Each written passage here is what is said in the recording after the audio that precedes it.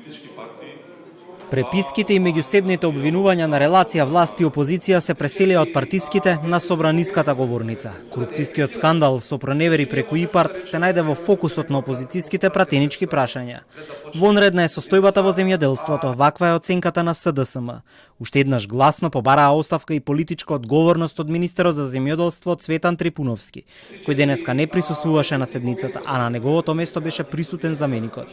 Оставката е најмалку што треба да ја понудите. И таа не е заради нас, не заради политички поени.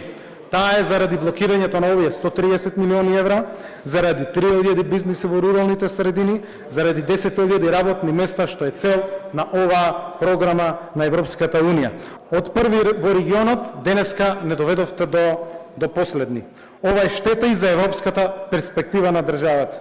Затоа што кој ќе ги сопрати ИПАРТ фондовите заради криминал и корупција, утре ќе ги сопрати и другите програми.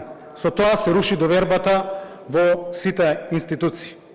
Заменикот министер за земјоделство со одговор до Николовски, без детали за тоа што во тек е истрагата за случајот. Албрим Хоџа уште еднаш го повтори владиниот став дека Европа ја поздравила брзата реакција на институциите. Од 453 подпишани договори поврзани со ИПАРТ 2021-2027, само за 50 има заостанување со цел да се верификуваат дали се поврзани со некое кривично дело како што се зборува во медиумите.